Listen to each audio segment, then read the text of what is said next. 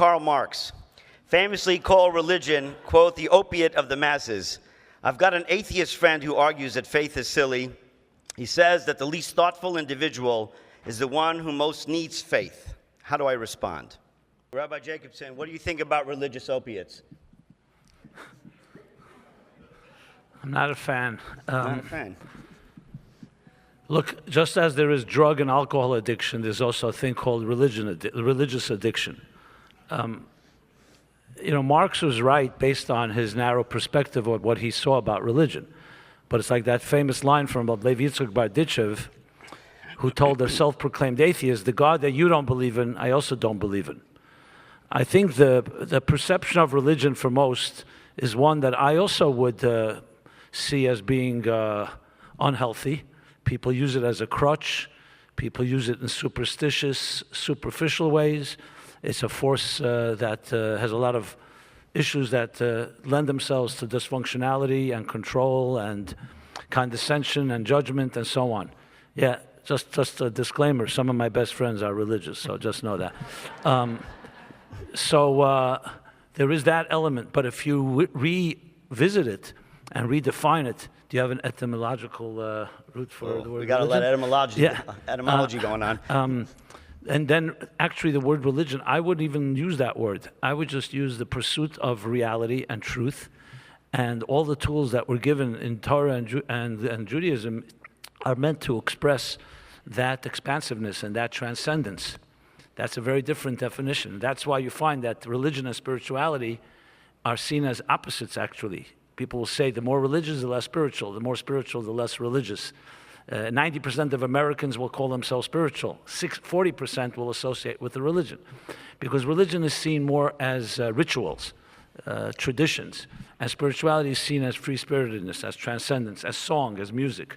And that's actually what the whole purpose of why we're here, is to correct that stereotype and myth.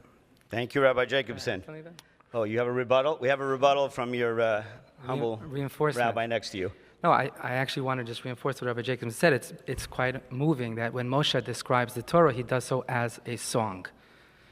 And there's a beautiful idea I once heard, that song is very different to, for example, information. When you heard a sermon once, you could barely hear it the first time, let alone a second. When, however, you hear a song, you actually grow more attached to it, the more you know it and the more you sing it. It's interesting, when you go to a concert of your favorite artist, when the artist asks for requests, what do people ask for? Not his latest hits, but the oldies. Why? You know it already. Why don't you get into the new stuff? Because that's the power of song. And perhaps what Moshe was teaching Jewish educators, Jewish parents, rabbis, and communities is that if you want Judaism to thrive into the future, sing it like a song. Rabbi Greenberg. When the Jewish people left Egypt after they crossed the sea, it says they believed in God, vayaminu b'Hashem, they believed in God.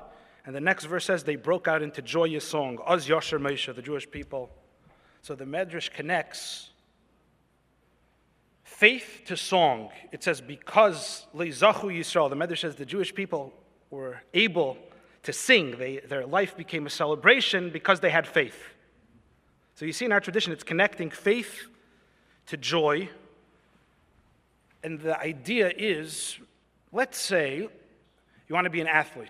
So the important question you need to ask is this exercise going to be the correct exercise to make me strong? If you want to be a healthy person, you have to ask a question. What question do you have to ask?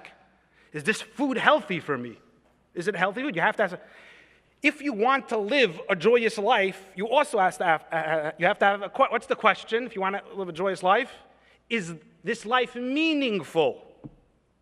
Just like an athlete needs to ask the question, and a healthy person needs, so then a human being needs to say, is this life meaningful? If it's a meaningful life, then it's a joyous life. So because the Jewish people encountered God, they saw God is concerned and is involved with life, and history has purpose. So because of that, they were able to sing. So that's a key to happiness, is asking the question, is it meaningful? If you have a meaningful perspective of history and life, so then it becomes joyous. If you like that video, hit the subscribe button and notification bell below for hours of the best Jewish content online.